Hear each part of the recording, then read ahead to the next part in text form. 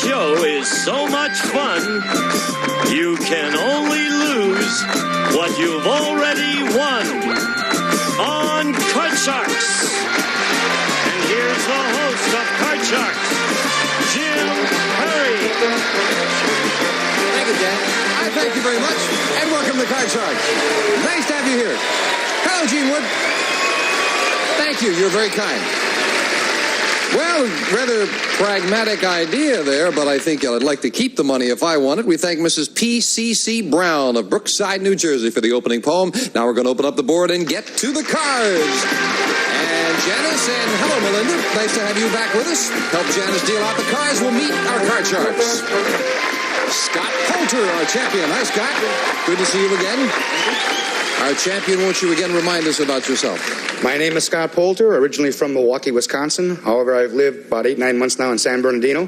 I'm currently driving truck, but only because I can't make a living at what I like to do, and that's write poetry. And you came in with some poems for us when you joined us. Now you've been with us a day or so. Do you have any new poems? Well, remember when we played the last money card game? You kept giving me 6, 7, 8, 9. Bad cards, yeah. Well, You're going to get back at me. That's what you're going to do. Yeah, I can see it coming. Jim, you're giving me cards right up the middle. You can be nicer, just a little. I don't mean to be nasty, and I don't want to be mean, but give me a card higher than a queen. That's good. That's fun, Scott.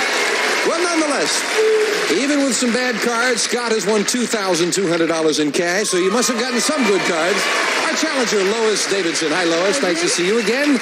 And won't you tell us about you? Okay, my name is Lois Davidson. I'm 20 years old. I was born in San Diego, and now it took me 20 years to get back here, and now I live in Huntington Beach. In the meantime, I'm a professional student, and I've gone to 3 different colleges, and I finally got a degree, but now they tell me I have to get another degree and go to San Diego, so I have to wait another year.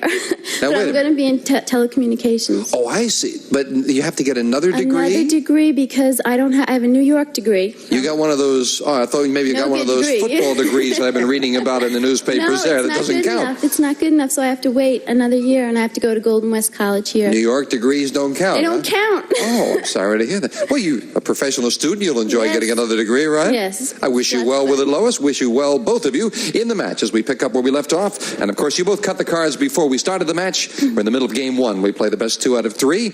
And looking at the board, Scott has already moved over. Now a 6 is his base card. He needs 2 cards. Lois has yet to uncover a card. We pick up with question 2. Goes to you, Lois. Lois, we asked 100 marriage counselors. Generally speaking, is the first year of marriage the hardest? How many marriage counselors said the first year of marriage is the hardest? Well, today with people living together before they get married, I don't think it's that difficult. Yet there are still a lot of people out there that struggle through that first year of marriage because they're not used to each other. So I think that number is going to be pretty high. I'm going to say about 65. 65 out of 100 say the first year is... Do you notice how she snuck in that living together? The times have changed. My goodness. She says 65, Lois. Scott, what do you say? No, I'm pretty sure that when you first meet somebody and you marry him, that first year is probably a lot of honeymoon yet. You still got eyes for each other, a lot of romance in there. As you get a little bit longer into the marriage, you get to learn about each other's defects, and then it starts wearing off. I think it's going to be lower than that. Oh, you say lower. Oh, you figure the hard years are yet to come. Yeah. Interesting, because you both have totally different feelings on this. Lois says 65, and Scott says lower. The actual number of marriage counselors who said the first year of marriage is the hardest is 35. Scott is right. It's lower. Possibly you were right there with that reasoning. You've got a 6. Change it, please. When you win the question, you have the right to change it. A 5, a little better. Oh, not much better, but higher. Higher than the 5. An 8. Lower, Jim, lower. For the first game of the match, is it lower? Yes, it is. Scott gets a great card and wins game 1 with $100. And we will set up for game 2. That'll be coming at you right after we take time out for this commercial break. Okay, game 1 went to the champion, and now as Janice deals out the same 2 decks of cards with the next cards off the top of the deck, Lois, you need this game. Start game 2 with a question to Scott. And here's a wild question. Listen to this. We asked 100 people, if you were kidnapped by men from Mars and forced to go on a ride in their flying saucer, would you tell people about it or keep quiet so they wouldn't think you were crazy? How many people would keep quiet so people wouldn't think they were crazy? All right. Now, first of all, I believe there are beings from outer space, other planets, and so on. And if one of them gave me an opportunity to get on that ship, and go with them for a while, I'd love it. I'd jump at the chance, but I wouldn't tell a soul. I'd wind up with the white, little jacket, That's going to be a low number. Now, how many would keep quiet? Would keep quiet, right. They're not going to say a word about it. They'll go, but they won't say a word about having gone. So how many people would keep 22. quiet? 22. Oh, I see. You feel that only 22 would keep quiet, but you would be one of the 22, is what you... All right. A little confused with your thinking there for a moment, Scott. He says 22 out of 100 would keep quiet about it. Lois, what do you think? Well, I think a lot of people don't want to be thought of being crazy, as he said, and I think it might be just a little bit higher because I wouldn't tell any. I would tell the immediate family because they'd understand, but I don't think I'd tell anybody else. So you say higher? Yes. I don't think I'd tell the immediate family. I don't think they'd understand either. You say higher. The actual number of people who would keep quiet so people wouldn't think they were crazy is 17. It is not higher. It's lower. Scott. I don't think I'd want to shout that from the rooftop particularly. Scott starts game 2 with a 4. Higher, Jim. Higher than the 4. A queen. Lower, Jim. Lower. Risking it lower. It is a 2. Higher. Higher than a 2. A 10. Freeze. And now we move over to freeze bar, and right away, Scott needs one card for another crack at the big money. Lois? The New Hampshire presidential primary is finally underway this very day, as a matter of fact. So we asked 100 voters in New Hampshire, after all these weeks of campaigning, do you wish the politicians would just go away and leave New Hampshire alone? How many New Hampshire voters wish the politicians would go away and leave them alone? I think after all the campaigning that they've done, they want them to go home because it gets a little hectic around the towns. But I still think it's not going to be that high of a number. I'm going to say about 20. 20 out of 100 would like them all to leave, Scott. No, I think it's got to be higher. When you listen to these people talk and talk and talk, and you know that at least 50-60% of what they say is garbage, you just get tired of it and you say, get out of here, period. It's going to be higher. Higher than that. Garbage, huh? The actual number of New Hampshire voters who wish the politicians would go away and leave them alone is 54. It is much higher. More than half. Scott, you've got a 10. Change it. Big change for Scott, and the 10 becomes a jack. Lower. If it's lower, Scott wins the match. It is. Oh, he just kept rolling along there. And Lois, we have to say goodbye to you. Thank you for joining us. Thank you very Good luck much. with your studies. Yes. Thank you for joining us. Lois Davidson. Scott Poulter, come on down here. Well, congratulations once again. Thank you, Jim. Maybe you'll come up with a winning poem for us. I hope so. I hope he's going to come up with some winning money with the money cards. Coming at you right after we take time out for this. And we're back with our champion, Scott Poulter. Now, Scott, you were bemoaning the money cards, but remember, the ultimate last cut is yours. Did you make a good cut? I hope so. I think I did. Let's get up to the money cards right now. Come on, Scott. We wish you well. Here we go. And Janice and Melinda will start dealing out the money cards as we give you $200 of new money and 3 cards on the bottom line to bet as you will. Up to the second level, we add another $200 of betting money. 3 more cards. Remember, the minimum bet's $50 till you get to the top card, the big bet, where you must risk at least half the money. Good luck, Scott. Thank you. And here's $200.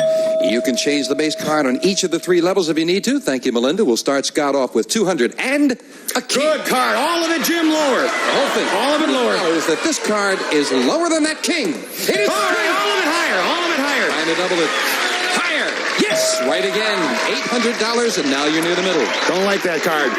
$50 higher. Minimum bet $50, higher than a 7. Right. All right. $850, and we move up the big ace and give you the other $200. You're already over $1,000. Keep the card. All of it lower. Double to nothing for $2,100. Lower. Yes. All right. Queen.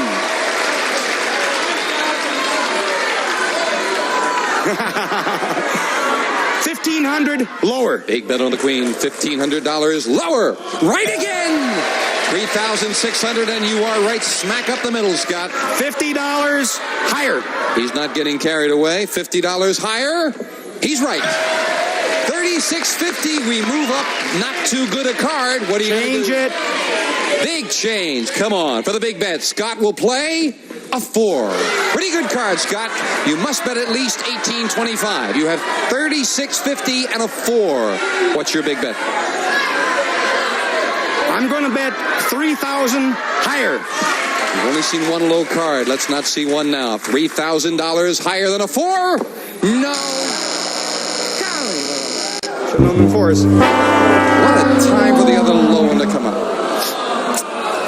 We hadn't seen many low ones, and you were taking a chance, but you held back a little bit. I don't think it's much consolation, but $650, $200 in the game. It is $850 for that one game, Scott. Doggone it. I just had a hunch on this. You had a hunch? I had a feeling. I should have bet less. I had a feeling that was going to be a little card. Well, there's just a 1-2 out, so there's 3 more 4s and 4 3s, and let's not talk about it anymore. We'll be back with a new challenger right after this. Okay, Scott. Janice deals out 2 brand new decks of cards. Time to meet a new challenger on Card Sharks. Meg Merkins. Hello, Meg. Welcome. My pleasure. Won't you tell us about yourself? My name is Meg Merkins, and I'm originally from Cleveland, Ohio, but I've been living the last few years in Iowa. And I've done a wide variety of jobs, anywhere from babysitting for a whale at an amusement park in Ohio to being a dental assistant. And I'm here on vacation, and I'm going to stay out just as long as I have the money, and I'm going to save just enough to take the train back to Iowa. Oh, sounds like you're enjoying it. Oh, I'm having a great time. You babysat a whale? Yes, sir. How did you get a job like that, and what do you do? I mean, do you sing nursery rhymes to them? Well, actually, yeah. Well, it's not often that you have a 2-ton baby that you're babysitting, but you didn't put it on your lap or anything. No, it's mostly to protect the whale from the people rather than to keep the whale company. It was a lot of fun. Are they gentle animals? I've heard that. Yes, gentle they are mammals, very gentle, and they're very intelligent. Sounds like it'd be a very interesting job. Meg, sure nice to have you here with us. You cut the cards? Yes, I did. Good luck. We'll start. Whale. Maybe we get the IRS agents to take care of whales or something. Let's start the match with a question to you, Scott. Scott, our man on the street, went to a small city in Japan where he asked 100 single women, if your fiancé asked you to live with him before marriage, would you do it?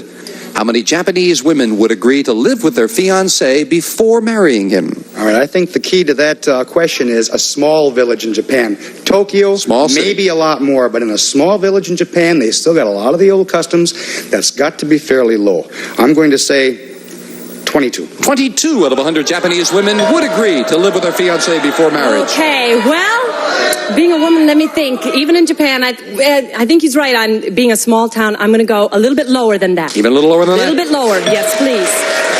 Always fascinating, the differences in cultures. The actual number of Japanese women who would live with their fiancé before marrying him is 0. One of them. Not a 1. Okay. And Meg starts off the match with a 9. A 9. I'd like to change that card, please. Can she improve it?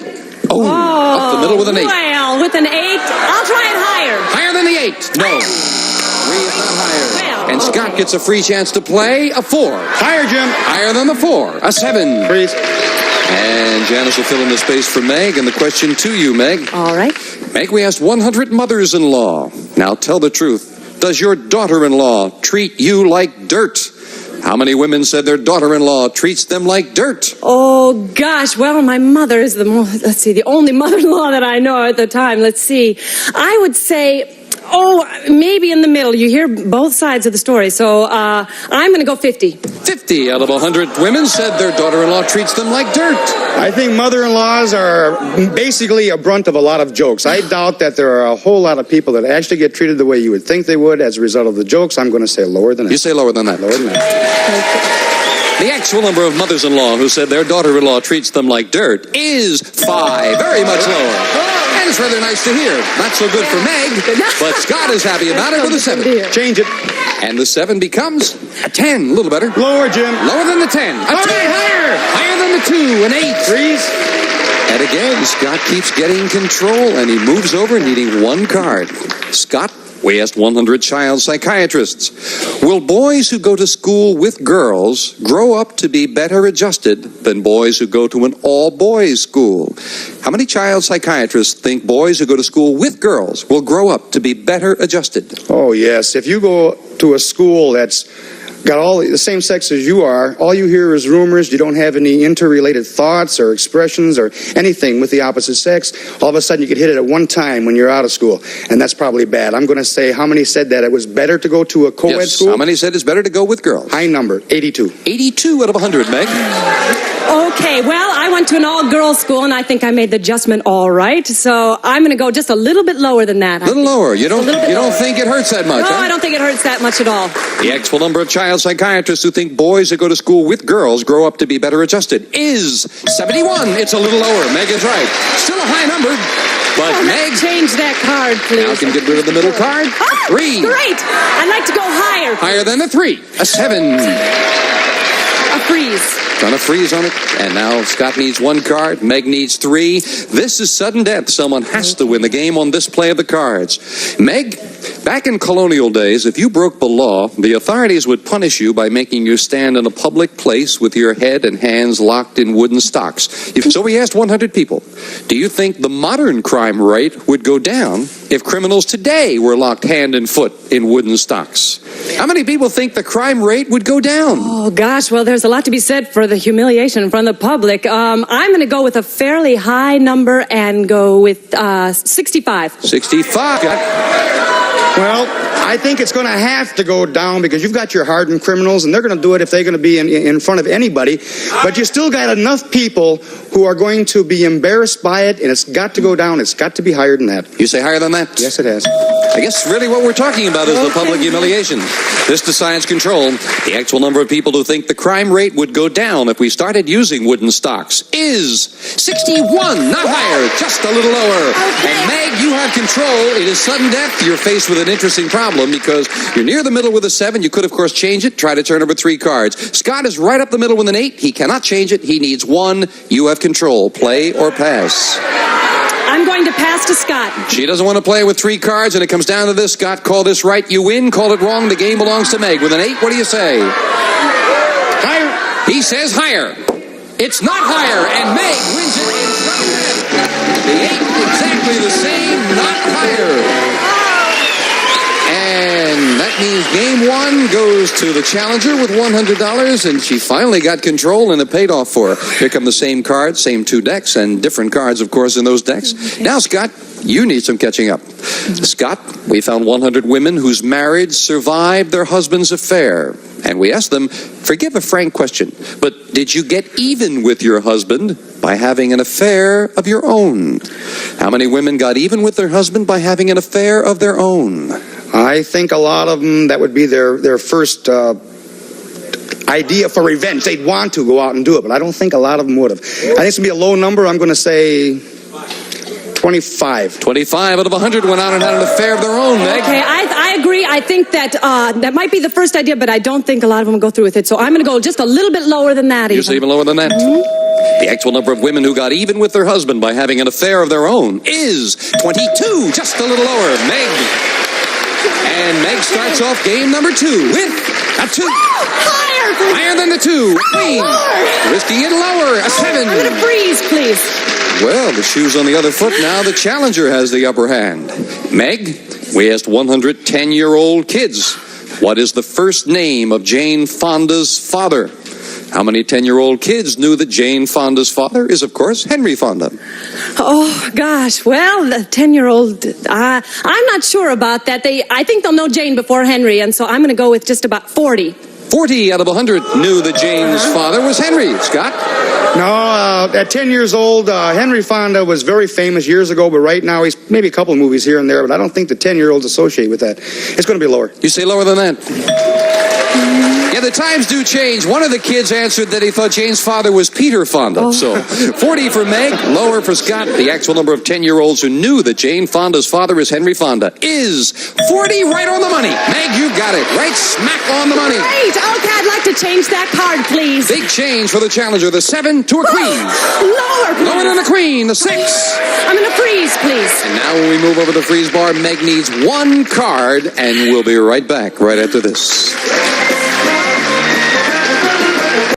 Well, we'll have to finish this match at our next show. We have some nice people who joined us today all the way from Montreal, Canada. Others joined us from Pearl River, New York. And we'd love to have you come down sometime and join us in the studio audience. We do have a lot of fun. Meg, Scott, come back and see us on the next show. And you come back as well, won't you? On Card Sharks. Bye-bye. 20-watt, 555 music system complete with AM/FM receiver and high-fidelity two-way speakers designed for minimum space. Furnished by Rotel. And some of our contestants will receive a bakeware set and Campbell's Chunky Soup made for people who want more than soup. Chunk after chunk of delicious food is more like a meal than a soup.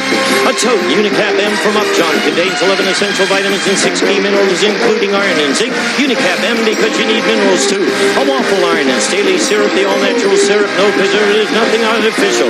Staley syrup with a rich country maple flavor that naturally tastes better. A gift pack of Flame Glow, innovative cosmetics for today's young woman. Flame Glow has beautiful lip colors, soft blushes, and creamy cosmetic pencils for lips and eyes. A shaving kit and sensational tannery. Safely cleans conditions, helps protect leather or vinyl shoes, boots, purses, furniture, car tops, and interiors. Tannery helps them last longer.